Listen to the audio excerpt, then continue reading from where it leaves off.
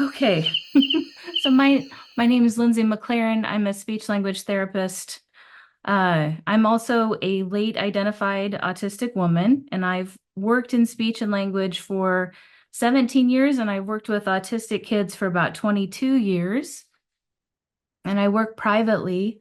I visit students in their homes, and in the last couple of years, I've been focusing on helping neurotypical parents understand their autistic children. And I recognize autism as a naturally occurring set of genotypes with its own amazing cultural emergence. So I'm very honored to be here and to be connecting with this community and to finally feel a part of a community. And I'm also unlearning and discarding medical model language from my education and from my vocabulary that really pathologizes and reduces people and summons largely unhelpful ideas about people. Okay. So here are the three main topics that I'd like to share about today. First, defining compassion and defining autonomy, and then sharing compassionate ideas that I've encountered or realized from my own personal journey.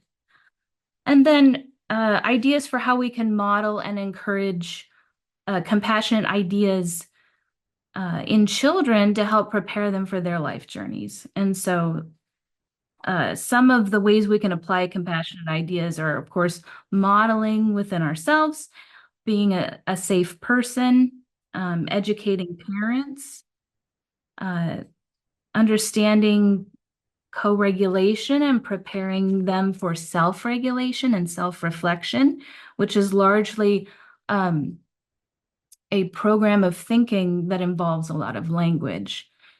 And then developing a self-to-self relationship as the role of a friend through a technique called self-distancing.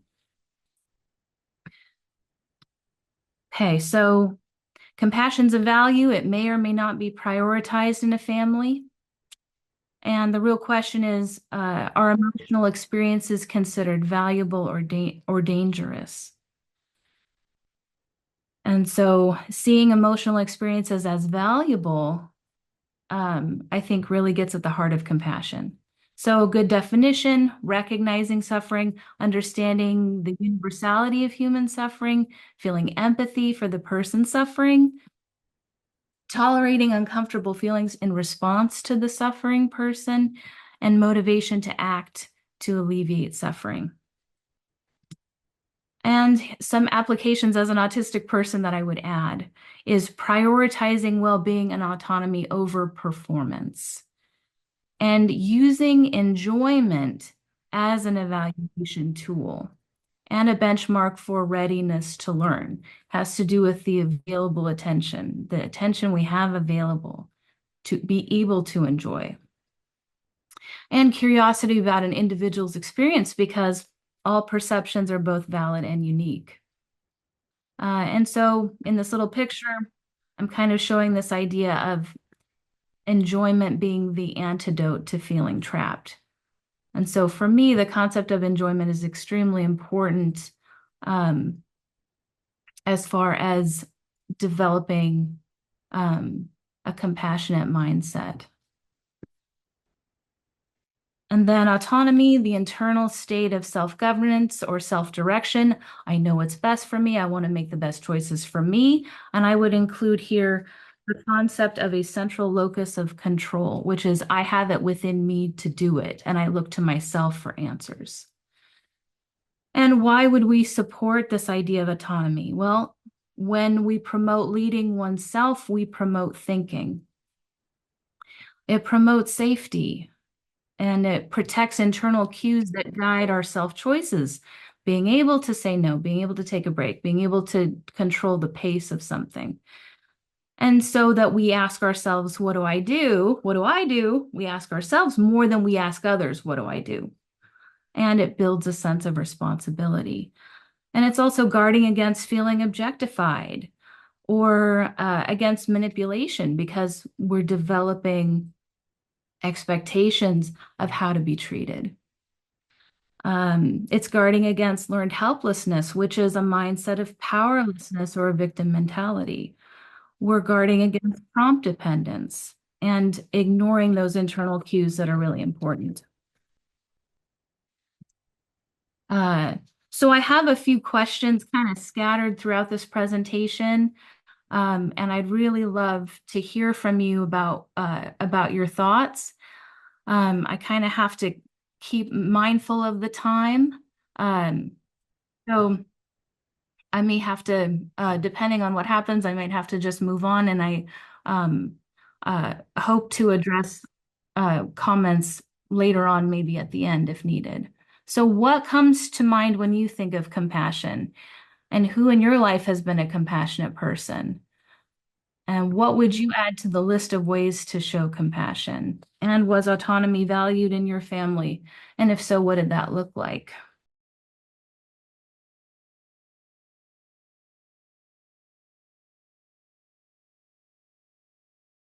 Okay, so I don't see anybody. So I'm going to go ahead and move forward.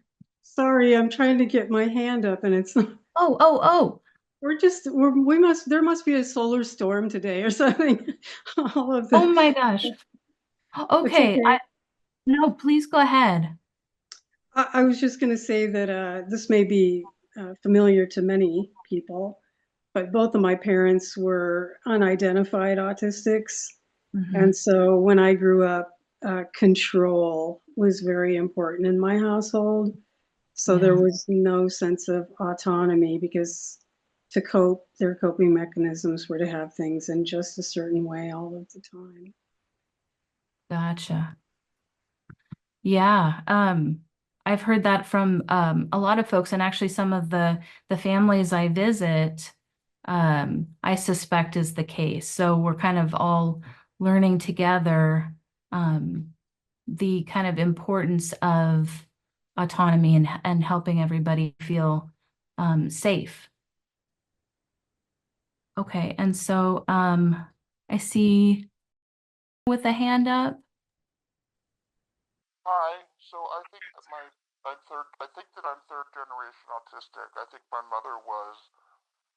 I was a child, like my brother and I were children in the 70s and 80s, and I was very much a feral child. Um, I was on my own a lot with other kids, with dogs, very independent and left alone. But my brother, who was much more obviously autistic, what they sometimes now call classically autistic, he did not get much autonomy at all in his life, and even less so late in his life when my mother started running his program, and she was like all up in his business, and I would be like, she controlled what he wore, what he ate, everything, and um, one day I said to her, instead of just going into his room at 9 o'clock every morning, why don't you like knock on the door and say, hey, dude, I'm gonna come in about 15 minutes, maybe start preparing for the day, and like transition. And she had like no concept of that sort of thing. Later in her life, she really had like no boundaries at all, and so like it depended. If she wanted something, like it didn't matter whatever anyone else wanted, but I felt like really didn't have much autonomy in his life, much less than I did. Thanks.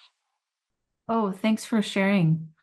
Yeah, I feel like autonomy is so important for thinking. It's so important for having the opportunity to think for oneself. And so we really have to do a cost benefit analysis, like all of this, directing towards the task and completion of the task. Are we really missing the whole opportunity to to give somebody a chance to think for themselves and to do for themselves and to make choices, which involves thinking? So we missed the boat. Um, I see, I see again, and I don't see anybody else. So yeah, please go ahead. I found in my experience that siblings are much more realistic about and much more willing to let siblings fail, like try things and fail, and are much more willing to be like, no, let's give him a chance to do it. Like, what's the worst that could happen? So he'd fail. And parents are often like, oh my God, I can't let him fail at anything. And don't understand the connection between like the, what is it called? The dignity of failure or the dignity. I forget exactly what the term is, but you guys are nodding. You know what I'm talking about. Risk. Absolutely. And Yeah. Dignity of risk. Yeah, I feel that that's vitally important, and I feel like so many parents cling, and the more the more obviously autistic their kid is, the more they tend to cling to this sort of thing. So it very much frustrates. Autistic parents frustrate me a lot. Not necessarily autistics who are parents, but parents of autistics tend to, I think, often don't want any sort of risk or any sort of potential damage to their kids. And I understand it on one point, but it becomes suffocating. For my brother, it certainly was extremely suffocating for him. Right. Very, yeah, well put. And I wonder, are parents really really resistant to allowing risk and allowing mistakes and allowing that failure to happen because they don't know how to help their kids cope. They don't know how to, use language and use their own nervous system to help their children to regulate. And this process of making a mistake or doing something differently, going the wrong way, you learn so much. You learn how to go the right way. You learn not that way, right? You learn so much from it. And so for that to be modeled, so valuable. Um, and so I'll be getting into kind of that co-regulation towards self-regulation piece in a second. I am going to move on. So, let's see here. Oh, and now I need to share again. So let me do that. Okay. Thank you guys so much for all the help.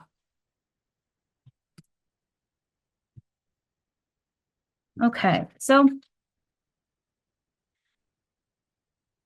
I went through what I like to call a rite of passage to self-acceptance when I really began to wake up and take control and recover from burnout.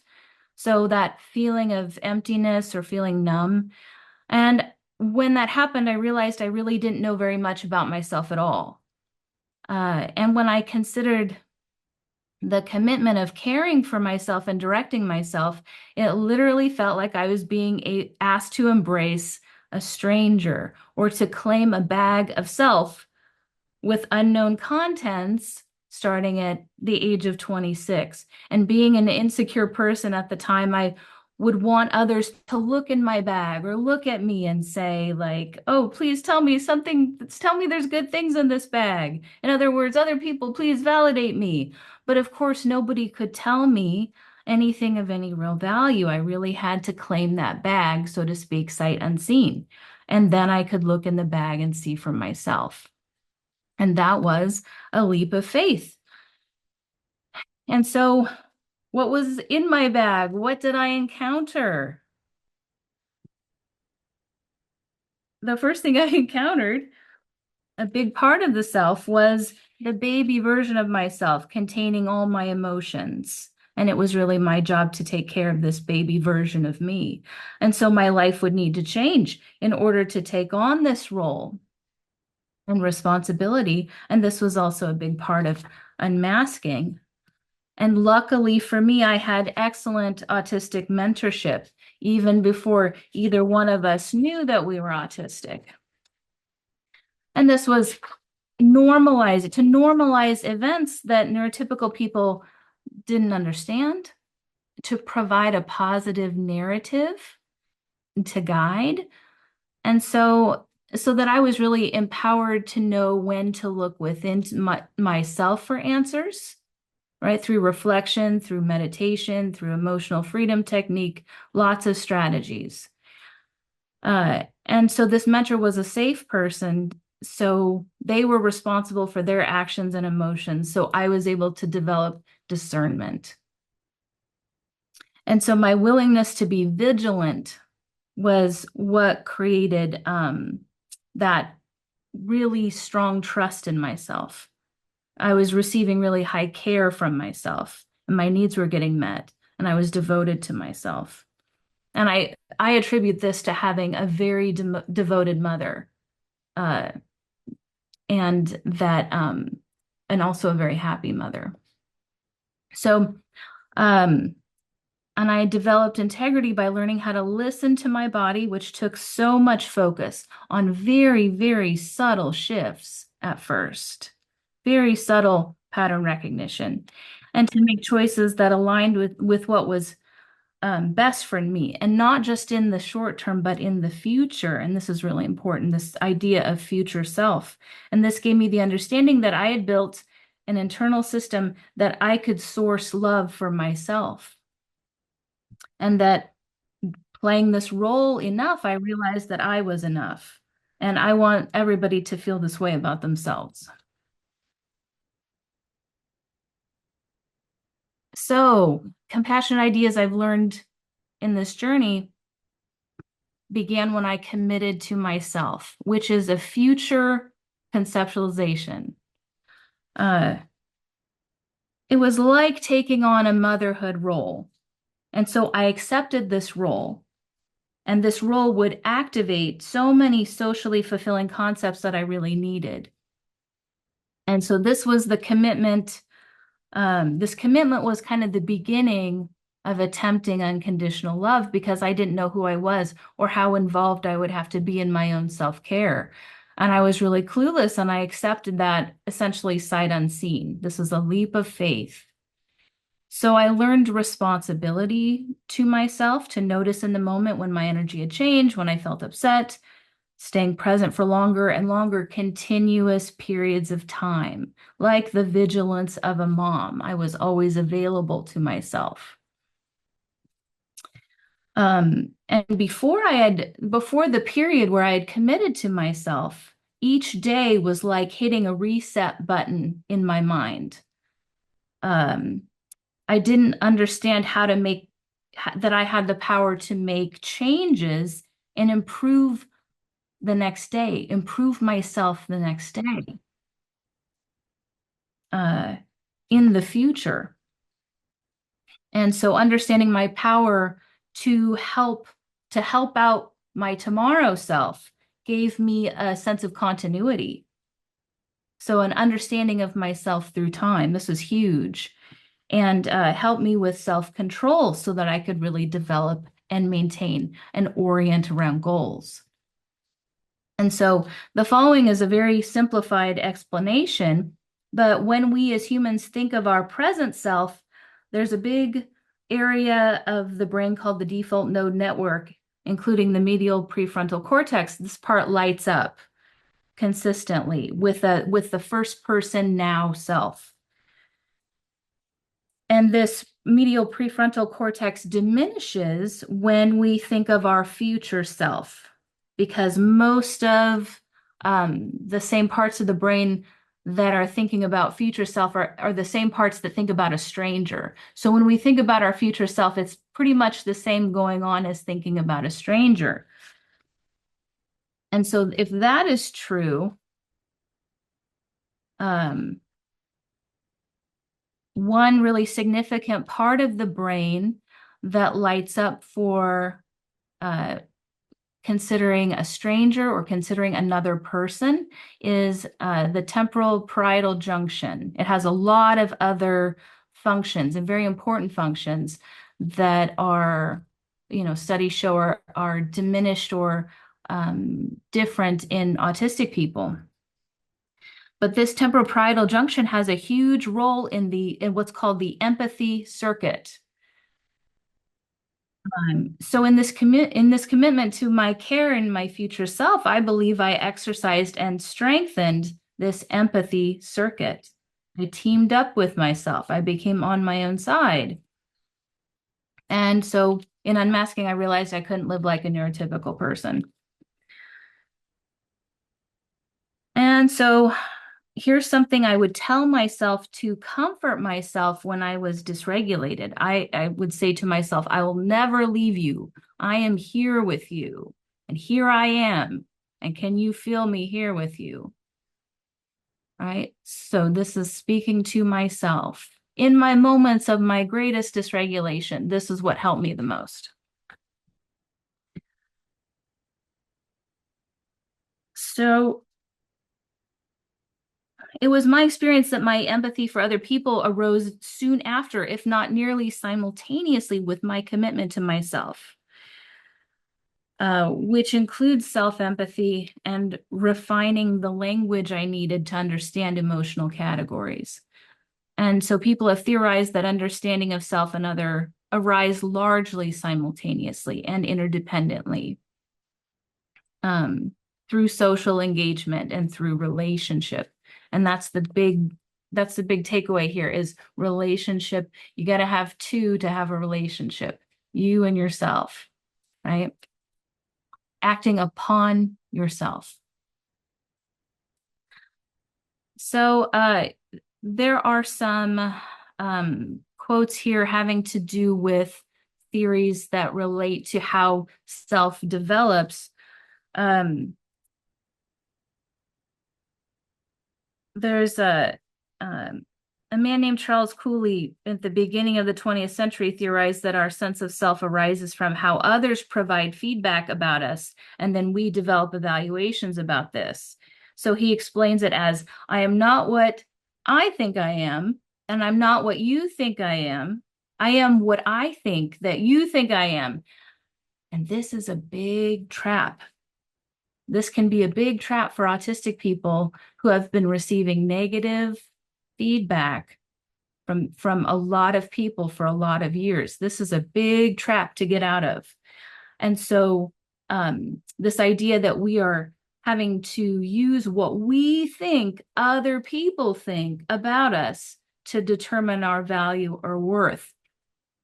And we got to get out of that trap if we're in it, learning how to develop self-concept, resourcing our own love to act upon that self-image and change it by taking on compassionate roles, by being in relationship with ourself, telling a new story, imagining new ways to see ourselves. And there's a lot of wonderful programs or Oh, I was gonna give it to her right now. oh, I'm sorry, what's that? Oh, okay. Is somebody off mute? I just want to be sure if you're not speaking to put yourself on mute for the auditory processing folks. Thanks. Go ahead, Lindsay. Oh, thank you. So in this process, I realized I'm both the giver and receiver of love. And so I realized I had so much more to give than I ever thought possible. Okay, so what I'd like what I'm wondering is, can anybody else relate to developing new depths of empathy? And has anybody read about or heard about John Elder Robison, the author of Look Me in the Eye, who underwent that transcranial magnetic stimulation at the temporal parietal junction and experienced like almost an immediate understanding, emotional understanding. Okay, now I'm able to see people's hands here. Let me just open this up a little bit more.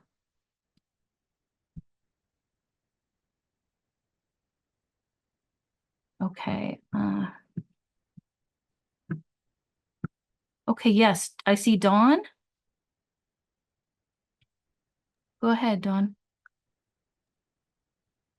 So, as an anthropologist, I see in animal cultures that kind of holographic mirroring is actually foundational. I know who I am, but I am also as you see me, and vice versa. And Yeah. I think that's just been terribly weaponized. And I think, I don't want to overgeneralize, but a lot of autistic people I know retain that kind of primal orientation to a holographic culture and environment. And so rewiring that, if you want to call it that, is, I don't want to say impossible, but yeah, kind of impossible. Oh gosh. Um, well, that gives me pause. I would love to know more about that. Maybe another time. I'd love to learn more the about hearing about that. Um, go ahead, please. Yeah, I know. I did know John Elder Robinson back when he wrote the book, and I wanted to undergo the transcranial. I wanted to undergo the same um, thing that he did, but they wouldn't take me because I was epileptic. And I've since tried transcranial magnetic stimulation, but again, they have a separate protocol if you're epileptic. So I feel like um, I'm going to try and see if I can this time around. I might try to see if I can say be like I'll sign a waiver. I just want what everyone else gets because I know people who are also depressed that have had really good results from it, and I don't want the epileptic protocol. I want like the real thing. Right. I feel that yeah, it's a big problem. I can't do psychedelic trials because no one will do that with epilepsy. I'm sorry. I'm what do you call it? I'm splitting off. I'm sorry. I'll give someone else a chance. Oh, no, thank you for sharing. Um, okay, how about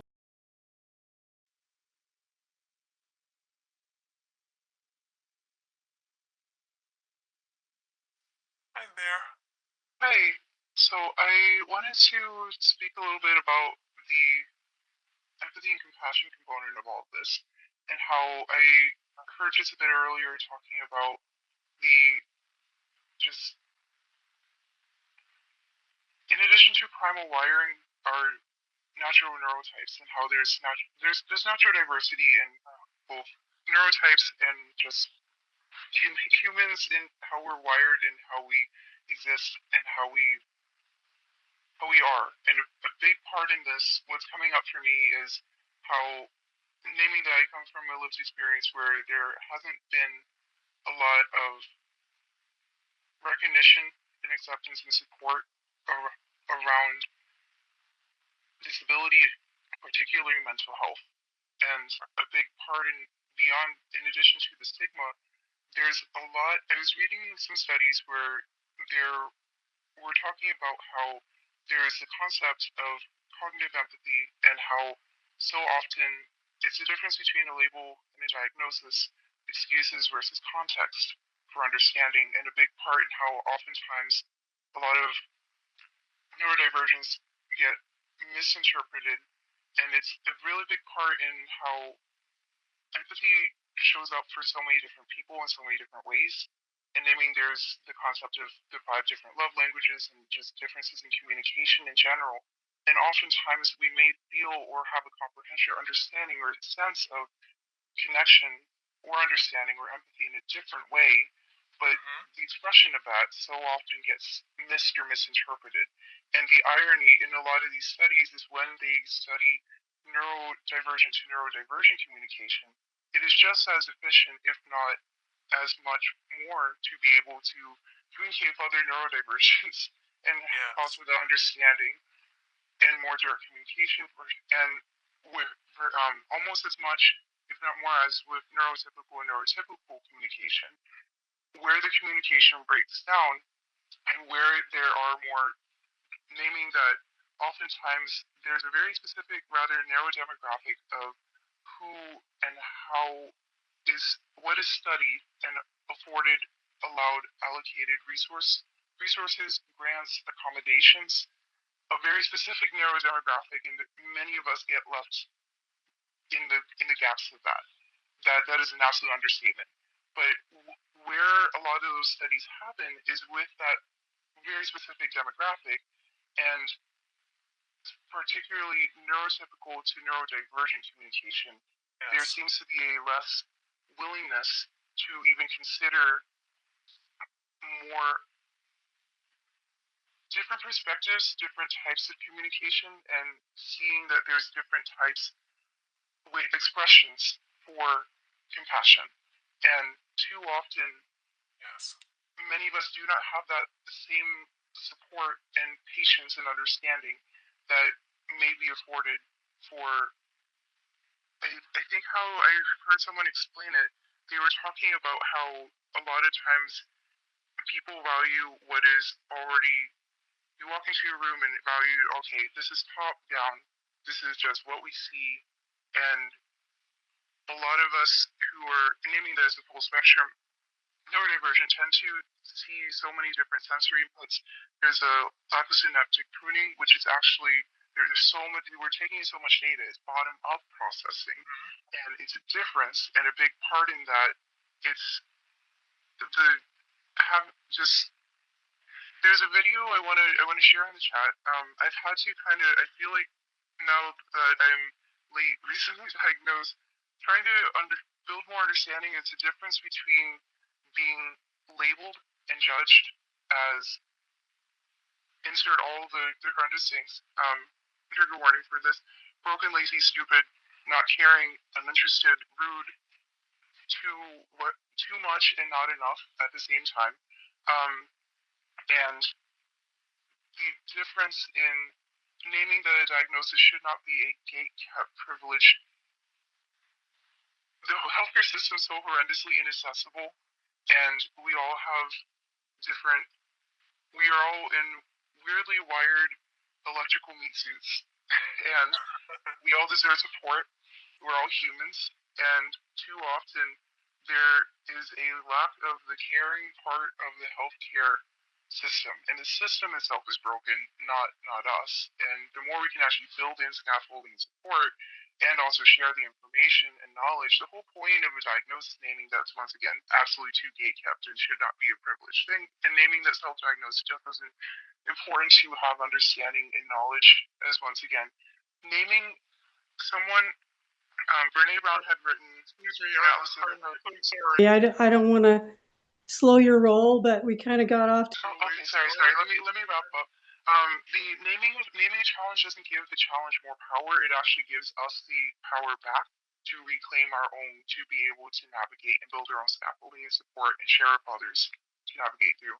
Too often we're left alone in that, and so thank you for today and also for navigating through. I'm going to share a link for a video that for me animation really helps, and it talks about the difference between empathy versus empathy.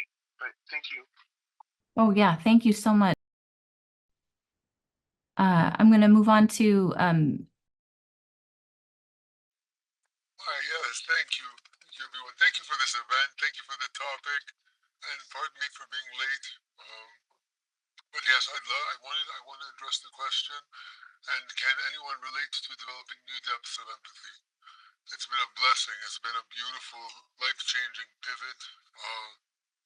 When I was found in places where I found myself alone with myself, but giving myself that gift of finding myself, it's like you said, Lindsay, it was me and myself, and being able to see myself in those moments of loneliness and tell myself, I love you.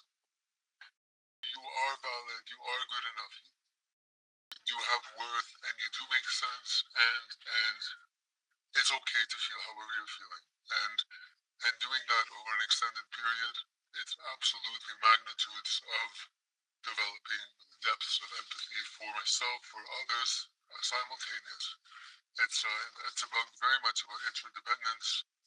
And now I see things in interreliance, interworking, and it's a beautiful way of developing. So yes, thank you very much for the question. I really appreciate it, Lindsay. Thank you.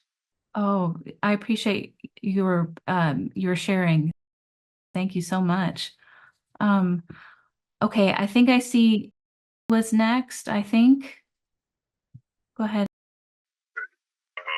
See if you can hear me. I'm in a coffee shop, so I apologize for the background. But yeah, I was just wanted to reflect on the mention of the looking glass self.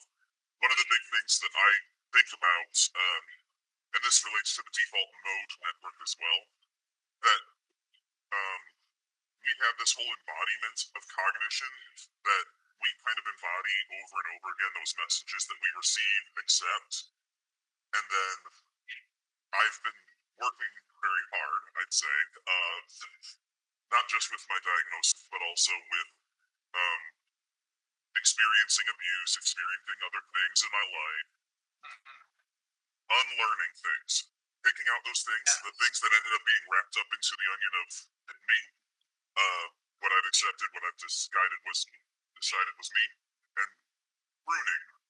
Like we do those cognitive pruning thing. I'm trying to do recognition of this part, this thing that I kept on saying was me. That might not be me. That might be a message that somebody gave me that I adopted, I internalized, and that I forgot. So it just got covered over, you know. And so digging in, finding those spots and saying, yeah, I don't want that to be me so much anymore. I don't think that's really doing me any good.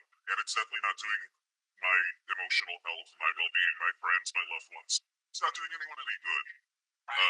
I am not done with that process, and I'm not an expert on that process. I'm just picking and choosing what parts I would like to let go of. And so thank you for this. Also, default mode network is something I'm obsessed with in terms of, I think it has some very important points, but yeah, I can't speak on that any further other than to say thank you for the topic, and always glad to be here. So Thank you so much. Yeah, I can totally relate to what you're saying. And it's a lifelong process. You know, there's no graduation. It's just continuing to, I think of it as making tomorrow a little bit better for myself, right? Through that self-reflection and through thinking about how do I view myself right now? And am I viewing myself as an equal right now? And am I treating myself as a friend? Is this something a friend would allow to pass? Right? Okay, and I see There were several people who didn't, me included, who didn't hear the blank network. What was that network? oh, the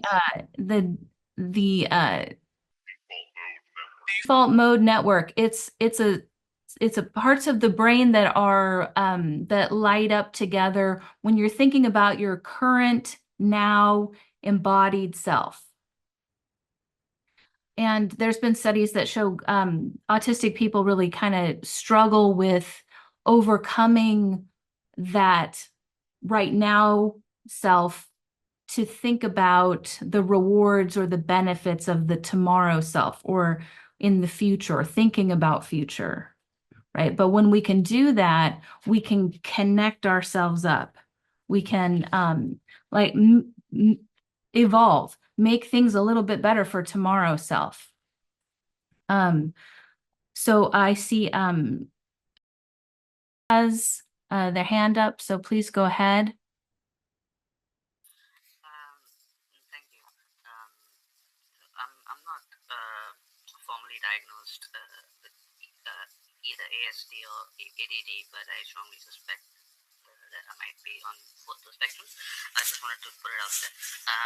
With regards to finding new depths of empathy, I find myself, and this is a more recent observation, that like when I sing or when I'm singing in a group, be it as in a choir or when I'm improvising with other creative beings, I actually find that I'm much more, I think because of the regulation that occurs because of the singing and just making something together, I find I'm a lot more compassionate and empathetic towards other beings, and which feels much more authentic rather than a performative thing, if that makes any sense.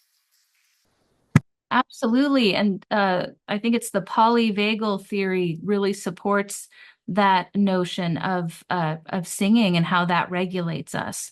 And I think of it as we are acting upon ourself, right? So when you sing, when you or hum to yourself or vocal stimming, all those things, that's agency. You know you're doing it. And it's actually been proven to help us regulate. So, when I hear the kids doing the verbal stimming, the singing, I go, yay, these kids have figured it out. These kids have figured out ways to help themselves. And, singing is one of the biggest gifts we have as humans. So, I love that point. I'm going to go ahead and move forward, but please, on our next question, if you would like to talk about this point, like, please bring it up in the next question segment. Okay, I'm still screen sharing. Okay. So ideas that helped me to stay committed to myself was to say I'm on my own unique, sacred, and private journey, which can't be compared with others. A big part of the problem for me was comparing myself to other people. But we have all been placed on this earth. And so that in itself is worthiness. We're here, so we're worthy. And we have a journey that really can't be compared. It's private, it's unique. And nobody gets to choose the order in which they learn lessons, and nor the lessons that they receive. So I learned lessons in a very different order than neurotypical peers. And so it's actually, for me, given me so many other insights that I wouldn't have it any other way. And it's beautiful to trust and have faith. And so when I think to myself, hey, like, should I take this risk? Well, I think it's beautiful to participate in life. So when I see myself that way, it gives me courage. Okay, so I'm going to kind of skim over this idea of self-regulation. And a big part of this comes from the sense of interoception, the sensations from the body. So hugely important to be able to listen to the body, to understand, at first to differentiate, is this comfortable or uncomfortable? So we really have to discern that from the very beginning, and then to start figuring out and identifying what kind of uncomfortable. And the norm is using emotional categories for that. And I recommend for myself, I continue to do this, is to take time to self-reflect every day, because I still, despite kind of getting more confident in understanding my emotions, there's still a delay. And I think that will always be the case. There will always be a delay. But when you take the time to self-reflect and go, hey, what is that feeling? What's going on? Talk to it, listen to it. Then you kind of can get yourself back to that homeostasis. And you get more insight about, well, what caused that? What happened? Connecting to the events of your day and the thoughts that you think in response, right? And staying continually present in the body, right? Staying continually present in the body, right? And for me, it's that commitment to myself. I'm sticking to myself like glue. I'm not going anywhere. I don't care. Nobody's going to separate me or split me from myself. Nobody has that power. That's what I decided. And of course, a lot of body exercise is so important for me. I recommend emotional freedom technique, which is also called the tapping. Really allows you to talk to your the pain kind of trapped inside and help release that and release fear. Release fear through dance, through yoga, through deep breathing. And a question that I ask myself all the time, constantly, is how can I enjoy this moment right now? How can I enjoy it? there's got to be something in this moment I can enjoy. And this again, kind of countering that trapped feeling. What can I enjoy? Okay, so next question, what are your strategies for emotional regulation?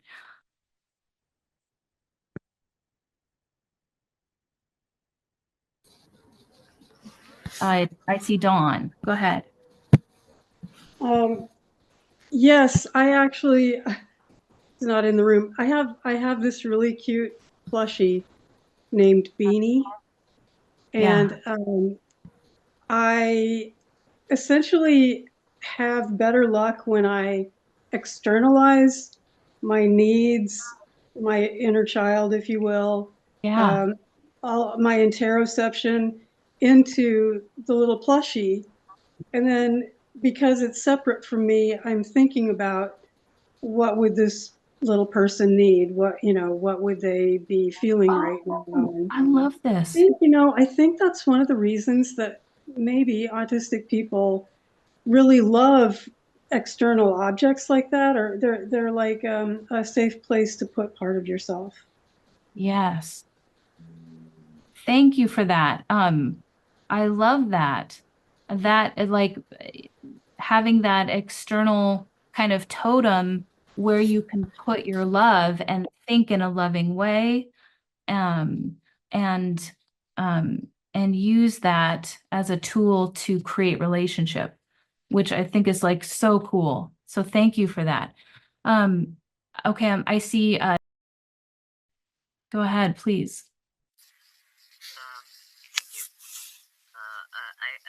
Thank you. I may be wrong, but like I feel like raise his hand before I did. Oh, I'm sorry. Didn't see. Go ahead. It's okay, you can go ahead. Or should I just keep talking? I didn't mind it. Okay. I'm already talking. Alright, so I'm gonna say one of the things I found really beneficial for me in emotional regulation was almost like a disease prevention, health promotion idea where I will literally process, I will literally just acknowledge my feelings as they're happening, and I will vocalize them. I will put words to them. I will describe them. I will just in different ways. I will speak whatever I'm feeling out loud, and I make it like a mental whiteboard. Doesn't matter who's around me. They know. I've let them know whatever I'm saying is not about them. It is not for them. It is me working myself out in my space, and I focus it on that in that moment. So I will without judgment, I will say whatever words come to my mind.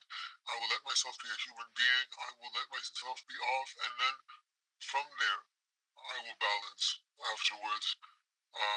If I said something that I didn't like, I will balance it. I will do the CBT. I will do the checks and balances, the accounting within myself through the day. This way, there's no buildup. There's no buildup. And it's a really functional tool that I'm still learning, and I just want to share with all of you. It's something. Thank you. That's wonderful. That's wonderful. And when we put language to it, that's what organizes. And that's what I've learned as a speech therapist, as a language therapist. It's the language that is the control panel that lets us make sense of what's going on and shrink it down to size, to shrink it down and make it make sense. Okay, please go ahead. Thank you. So like I mentioned, the singing, especially like I tend to deviate to things that are loopy, tend to be repetitive, and also like dance and yoga helps. But then these aren't things that I automatically go towards. But one thing that I on looking back, what I realized that I did go towards was I think like when I was growing up and I was living with my parents, I used to like just walk out and like go on a long walk and just talk to myself. And that was basically how I think like a lot of like I guess I was it just gave me that space to sort of organize my thoughts and like also sort of figure out how I actually feel about things rather than like just be a passive passenger in the whole experience. Right. Yeah. So when we talk to ourselves, we engage ourselves, right? We get that dialogue going, which is what can lead to changes and new insights. And walking, of course, very regulating. So that's great. Great. All right, I'm going to keep going. So self-reflecting, I think of it as patching up energy leaks now and for tomorrow. So using language to help connect, how do I feel? When did the feeling start? What happened? How did I see myself? Right? Did I feel like an equal? What did I need then? What will I do to protect myself tomorrow? And so this is, so for helping ourselves with problems, but also asking ourselves, what can I celebrate in myself today? What did I do that I really want to do again? And do I make that into a goal?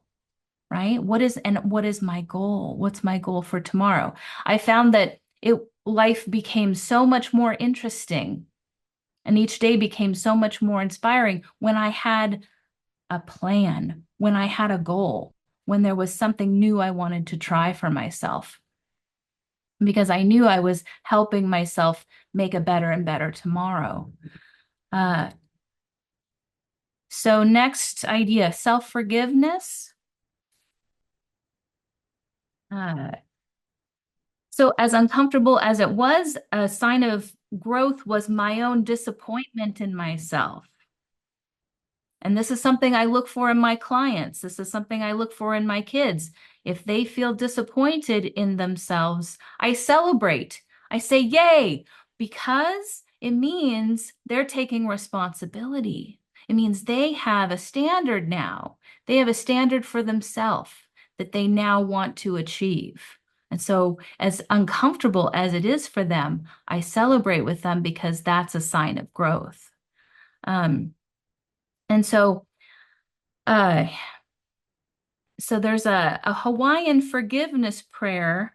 It's the Ho'oponopono, and it can be said to oneself, and it goes, I'm sorry, forgive me, thank you, I love you. And so each part of this we meditate on slowly. And because this is a asking of forgiveness from ourself, and what does that involve? Well, understanding how emotions really do affect our choices, how emotions limit our choices in the moment, how emotions actually take away our thinking and can take away parts of our thinking, can help us develop that forgiveness, right?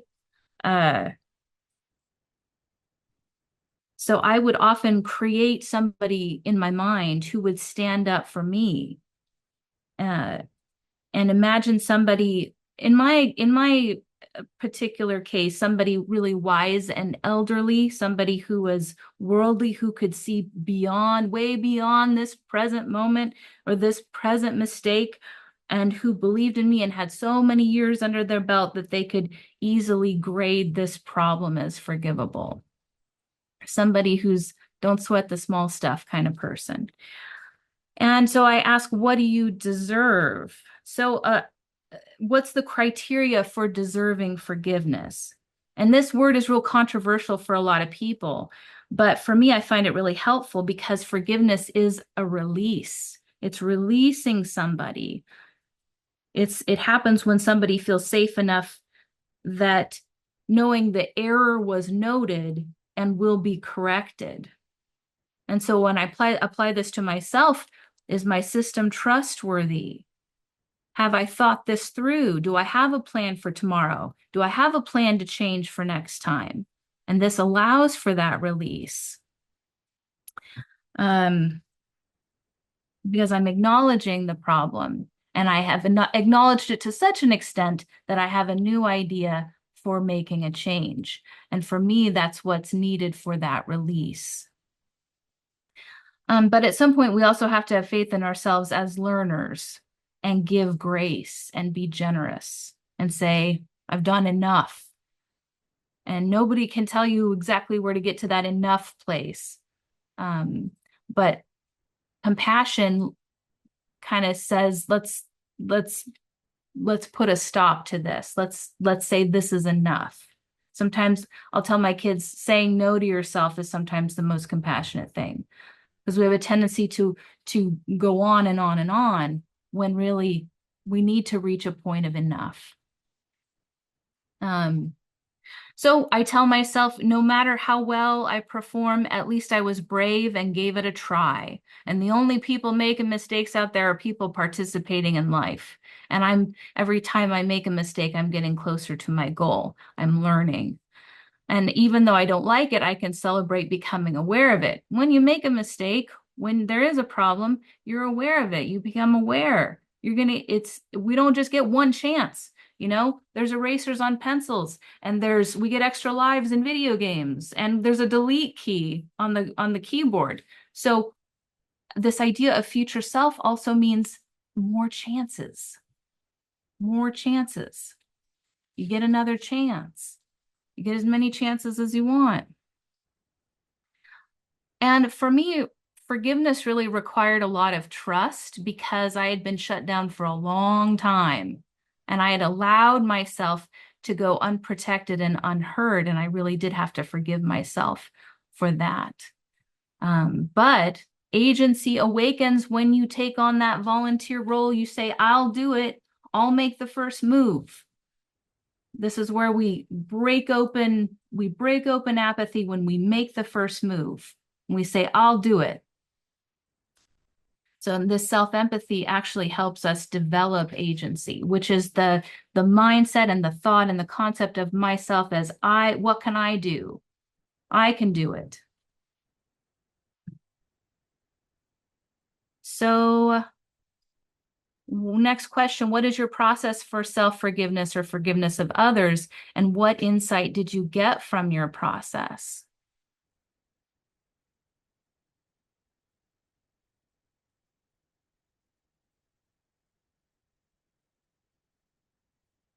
Yes, I see Dawn.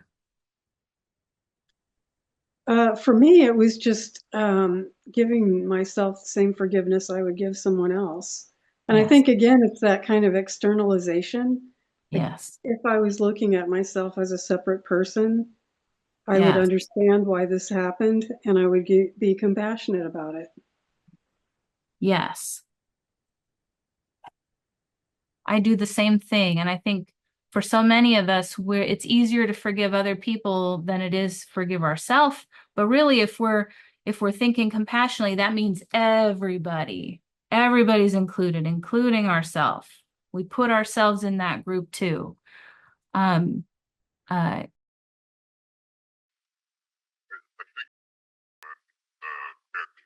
Oh, I'm so sorry. for some reason, it doesn't show up, and I don't see the hand. So thank you. Go ahead. Thank you very much. You guys are so kind.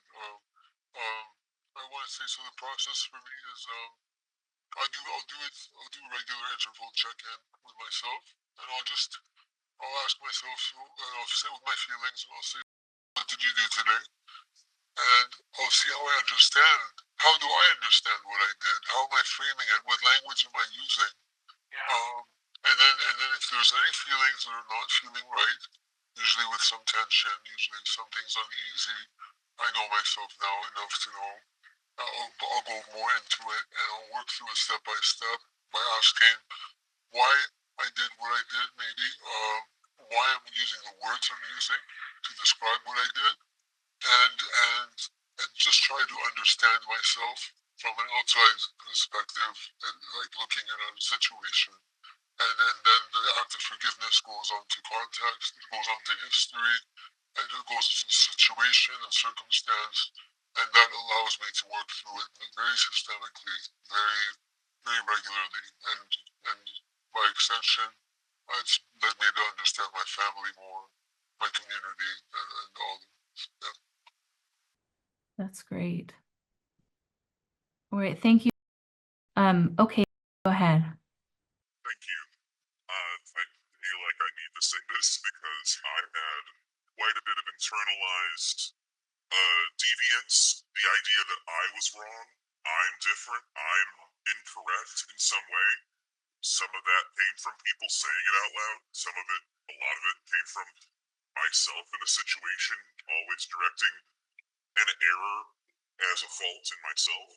Just recognizing, saying to myself, um, that one, I'm not wrong just for being different, and then later coming to the understanding that there is more than just one way of being. I needed that. I didn't have that as a child, as an adult. I'm in middle age. I've had that for a couple of years. So I recognize this is foundational for me forgiving myself, not just for what I'm doing right now or what I might have done a week ago, but recognizing that I had a pattern, several patterns that started with, well, I'm already broken. And I want to end not with that statement, but with the statement that said I was never broken. I had some patterns that I could have done better. Right. Exactly. I was never broken. There was never anything wrong. There is nothing wrong, right? Yeah, coming to that. And that there are different, like you said, different ways to be. Yes. Yeah, hugely important. Please.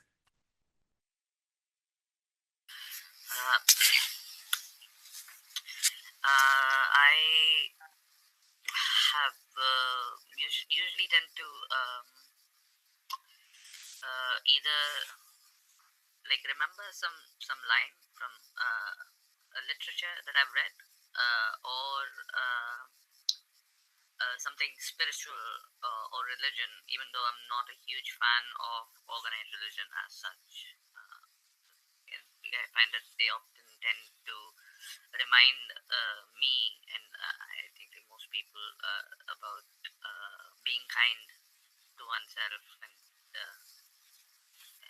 and to just try, encouraging trying something. That's great. I've been inspired by literature also. Somebody else's words will hit me and affect me that way too. Yeah. Thank you so much. Okay, and has her hand up, so go ahead, please. Hey, I'm reading somewhere that the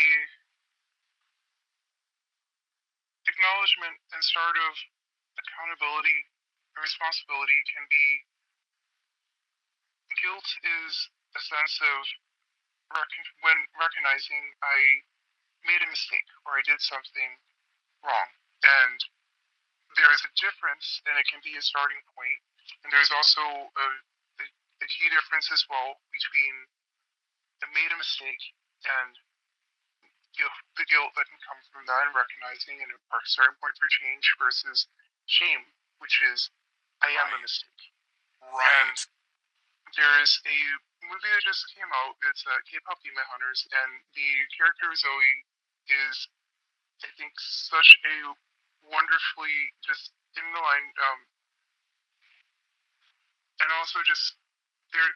I don't want to spoil the movie if anyone does go to watch it, but it really very much that's something that has absolutely resonated recently, and the difference between made a mistake versus I am a mistake, and a big part in that the just kind of delay processing too from earlier with emotional regulation is crime prevention, and a really big part in that is there's a metaphor for a pressure cooker, like an Instant Pot or a rice cooker, where all emotions are data. The emotions are what make us human, and feelings are valid, and it's how we express it and how others express it that can have an impact on each other. There's, within nonviolent communication, the game in society of who's right and wrong. It can be a violent game. It could be a losing game for everyone. And really a big part is this helpful? Is this something that is constructive? Will this help each other? Will this help us? And so kind of reframing it back of, okay, we can call out actions, behaviors, we can make changes there and recognize each other's humanity through that and our own. That's so much easier said than done. I find that having support is one of the. This is honestly just hearing this conversation today is just so wonderful because I feel like we need more of this in our society. Entire wars could be prevented by just actually naming. But yeah, thank you. No, and thank you. I love that you brought up nonviolent communication. That's a great resource to look at if anybody's interested in, especially how to talk to yourself, how to talk to other people, ways to frame things. And also, thank you for bringing up the concept of shame. And I think kind of maybe brought up that in a different way, but we really do have to remove shame. We really do have to, and this is called getting to a specific attribution, self-attribution versus global. Global says, I did something wrong, therefore I'm bad. Specific says, I did something wrong, my action was wrong, I better not do that again. But the self is protected. And when we have agency and when we can understand how emotions affect us, that can help break that spell of shame, right? Or when we know, like I said, there's a different way of being. There's more than one way to be. When we give ourselves that worthiness and when we stand up for ourselves, that breaking of that shame and recognizing, yeah, guilt can be like I was saying, guilt can be like a little tap that goes, hey, that there's maybe something you need to look into here. And even guilt isn't always that reliable. Sometimes we have residual guilt where we, like if we've recently set a boundary and we're not used to doing that, we might have guilt about, oh, I used to think I was going to be responsible for everybody and their feelings, but now I'm taking just responsibility for myself and what's best for me. Sometimes we can have that residual guilt that may be a little bit of a residual and maybe not meaning that something is wrong. But I think that importance of removing guilt so huge because guilt is paralyzing. It stops us from taking action. It stops us from moving forward. So anybody that's really truly interested in change from us really should consider removing guilt as some kind of motivator or some kind of process, because somebody truly interested in change would have nothing to do with guilt or with shame. Shame has no place in humanity. It has no place. So I want to jump in real quick, if that's yes. okay. Yes. I'm losing my ability to process speech. Okay. So I just wanted to say two things for the people interested in the object subject. I'll start a thread on Facebook so we can talk about that. And also if there's anyone out there who has not had a chance to speak or interact, I want to be sure that there's room for that. And I'll just turn it over to you, Lindsay, to close out the meeting. Okay. Thank you. All right. Well, I see some new people. So please go ahead.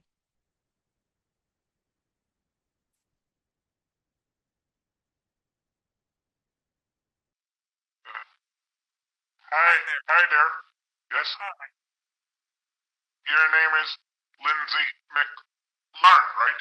That's right. And you're educating about compassion and autonomy. Yes, that's my intention. Yeah. Yes. Yes. That's what I hope to do, yes. Yeah. Yeah, that's what you're doing, right? Right. Right. Yeah. Do you have something to share about compassion or about Yeah, I do have something to share. I'm just trying to collect my thoughts. I'm so sorry. I'm gonna He's still Because, I'm kind of a bit insecure. okay, well, please feel safe here. I'm gonna give you space.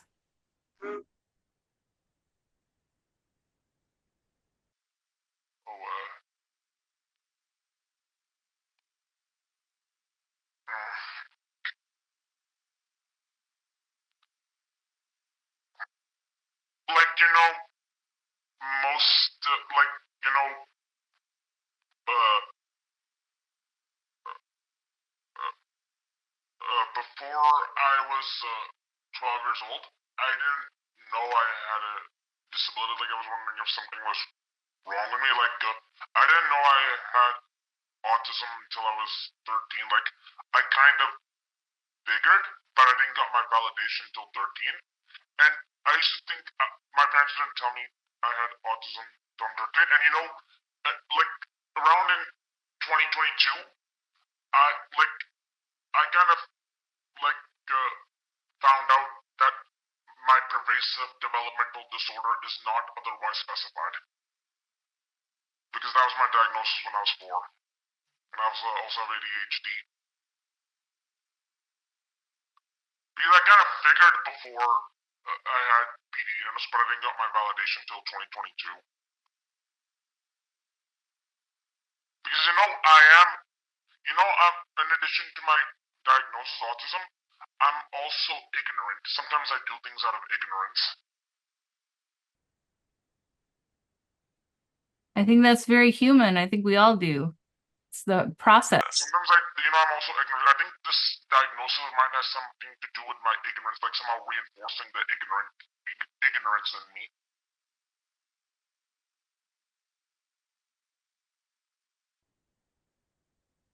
Well, the good news about ignorance is that once we get a new idea, we're not ignorant anymore. And as long as we're open to new ideas, we don't have to think of ourselves as ignorant.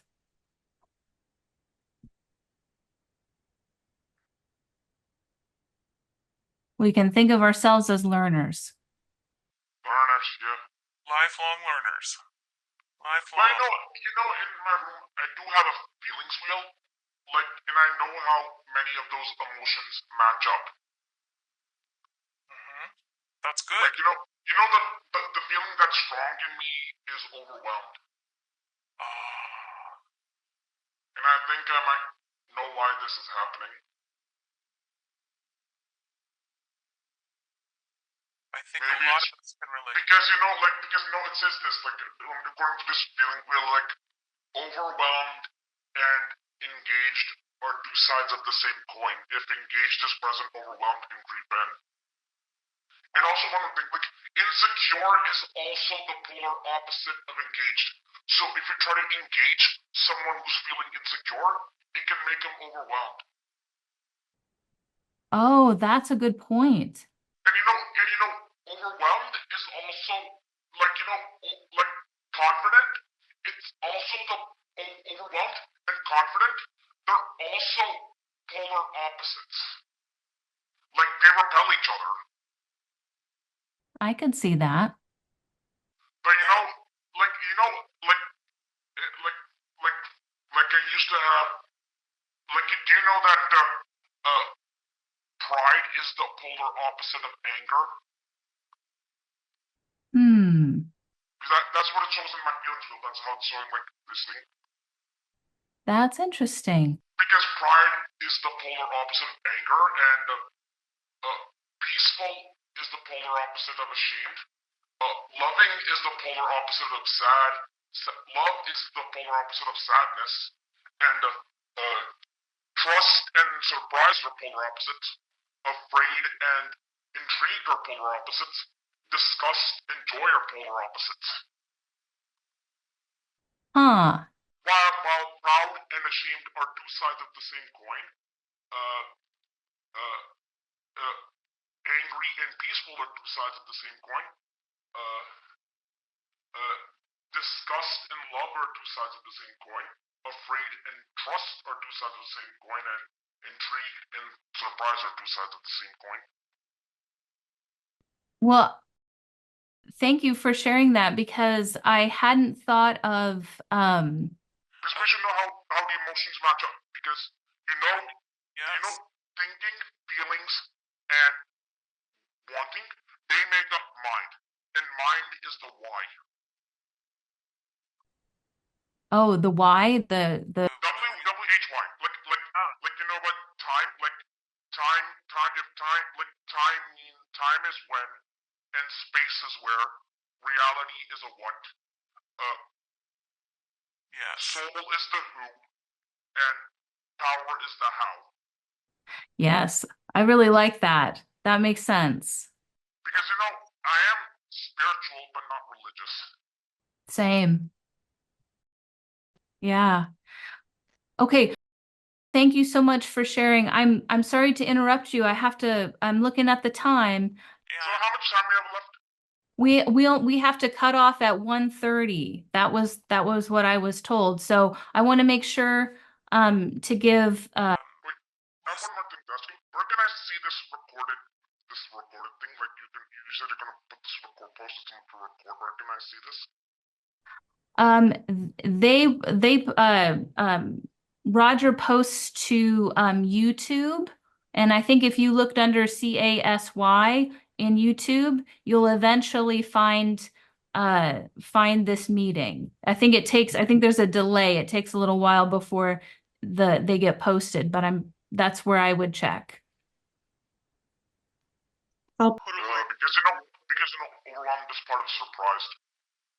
I will put a link on the Facebook page. Roger's usually here to put a link up to these things. I'm not sure where. Okay.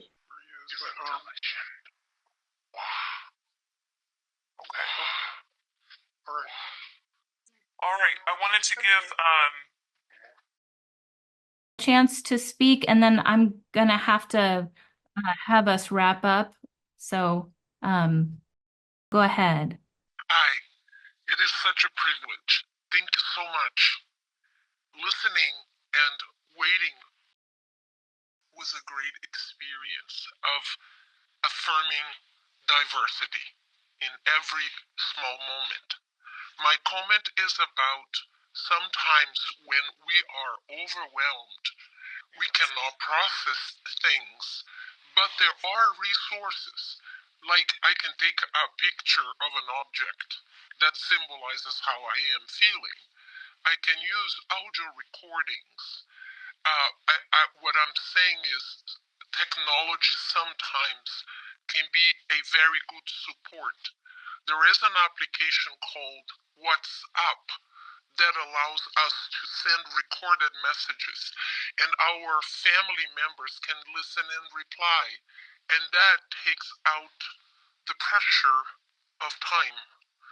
So I could go more, but sometimes I'm a little prolix. I talk too much. But I can tell you many strategies, like cooking, learning how to cook, walking in nature and observing patterns, and then taking pictures. What I'm saying is technology offers the visual symbolic supports we might need to think our experience with the nature and with ourselves and with others through time. Because when we are suffering, we don't see time. Thank you. Right. Oh, yes, that's true. Thank you so much. I was just going to talk about how I would talk to myself through time with use of a video and how helpful. Yeah. And this is a process called self-distancing, where we take another role, we take a different perspective and talk to ourselves, and even using our own name, like saying, Lindsay, what's going on? Just taking that other role takes us out of that first person experience. The self becomes a third person, and then we can act upon and help ourselves.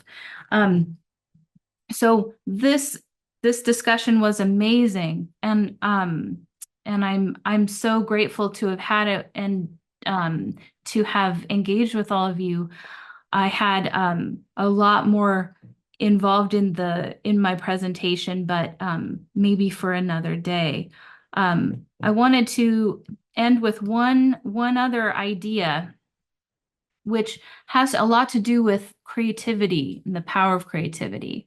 So creating that perfect perceiver role, which is called an exemplar, somebody amazing, can help us to get perspective and witness ourselves, because your creation is an aspect of yourself. And so when you create someone that you can be seen by, you really have gotten in touch with a source of love, and that love perceives you. So I know we have to stop here. So I just wanted to say thank you so much, everybody. It was such a pleasure and an honor. And I will be looking forward to seeing you guys again and attending other sessions with other folks. So thank you so much. Thank you, Lindsay. All right. Bye, everybody.